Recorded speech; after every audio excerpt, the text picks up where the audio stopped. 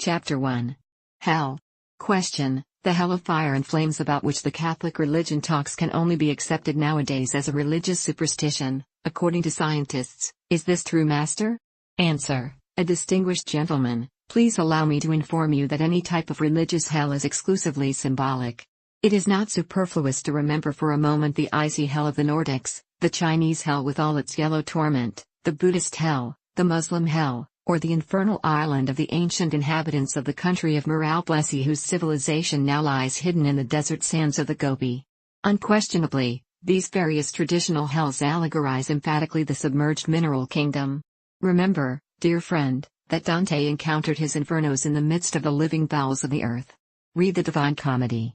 Q. Master, you talk about the submerged mineral kingdom. However, all the drilling by mineral, oil and other types of companies, that have taken place on the Earth's crust, have not shown any signs of a living world to be seen, not even in the first interior layer of the Earth. Where is this submerged mineral kingdom to be found? Answer. Great friend, let me tell you that the Euclidean three-dimensional world is not everything. There exist, evidently, above this three-dimensional world, length, width, and height, various superior dimensions. Obviously, in accordance with the law of contrast, beneath this three-dimensional zone, there are also various submerged mineral infradimensions. Undoubtedly, the aforementioned Dantean infernos correspond to these infradimensions. Question. Pardon me for insisting, Master, but in all the books that due to my uneasiness I have inquired into, I remember no text or record that even mention these infradimensions, or at least an indication as to how they can be discovered, so I ask, what is the purpose of talking about infradimensions which, as far as I can prove, no human being has ever seen or touched? Answer. Distinguished gentleman, I find your question very interesting. However, it is as well to make it clear that the universal Christian Gnostic movement has systems, methods of direct experimentation through which we can verify the reality of the infradimensions of nature and the cosmos. We can and must locate the 9 Dantean circles precisely beneath the epidermis of the Earth, within the interior of the planetary organism on which we live. The 9 Dantean circles mentioned obviously correspond intelligently to the 9 natural infradimensions. It is clear and evident that the 9 heavens, of Dante's Divine Comedy, are 9 superior dimensions intimately related to the 9 inferior ones. Whoever has studied the Divine Comedy from the esoteric point of view cannot ignore the reality of the infernal worlds. Question. Master, what is the main difference between the hell of Catholicism and those considered by the Gnostic movement? Answer. A good friend, the difference between the symbolic hell of one or another religion is like that between the flags of different nations. Every country allegorizes its own existence with a national banner. Likewise, every religion symbolizes the infernal world with some infernal type of allegory. However, Christian, Chinese or Buddhist hells, etc., are, deep down, no more than different emblems that correspond to the crude realism of the atomic hells of nature and the cosmos. Question. Why do people have nightmares, as we normally call them? What happens in this case? Is it that they travel to these infradimensional worlds? Answer. I will answer this interesting question from the auditorium with great pleasure. Ladies and gentlemen, I want you to understand what nightmares really are. Occult anatomy teaches that in the lower abdomen there are 7 infernal gateways, 7 inhuman chakras or negative vortexes of sinister forces. It can happen, in the case of someone indigested with a heavy meal, that such infernal chakras are activated because of the stomach disorder. Then the abysmal gates are opened, as Muhammad's religion clearly teaches, and the person enters that night into the infernal worlds. This is possible by the astral travel of the personality. It is not hard for the ego to enter Pluto's abode. Monsters from nightmares really exist, coming originally from archaic times. They normally dwell in the infradimensions of the submerged mineral world. Question. Venerable Master, does this mean that not only those who die without having saved their souls enter hell? Answer. It is obvious and manifestly clear that the living also enters the infernal worlds, as nightmares demonstrate. Ostensibly, the infraconscious human is of an infernal nature. It could be said, with daylight clarity, that all abysmal horrors are in the atomic hells of man. In other words, we emphasize the following: the infernal abysses are in no way separated from our own subconsciousness and infraconsciousness. Now the auditorium will understand the reason why it is so easy for someone to enter the 9 Dantean circles at any time. Question. Dear Master, I really don't understand why you told us first that the infernal worlds are found in the infradimensions of the earth and afterward you mentioned that these atomic abysses are found within ourselves. Would you be so kind as to clarify this? Yes, there is a hell, yes, there is a devil, yes, there is karma.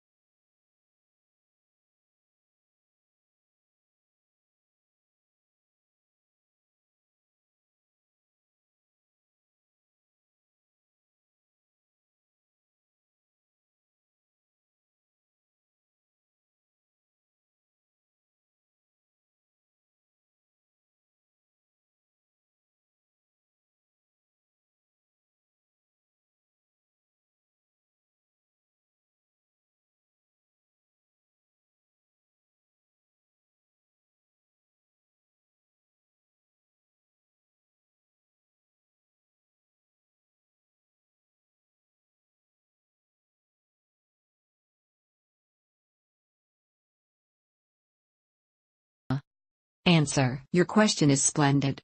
Whoever wants to discover the laws of nature must find them within himself. Whoever cannot find within himself that which he seeks will never find it outside. The ancients said, "Man, know yourself and you will know the universe and the gods." Everything that exists in nature and in the cosmos we must find within us. So then, the 9 Dandian infernal circles are within us, here and now. Question: Master, I have had nightmares where I have seen a world of darkness and many monsters. Could it be that I have entered those infradimensional or infernal worlds? Answer: Your question is rather important. It is necessary for the audience to understand that these infradimensions are deeply submerged in our nature.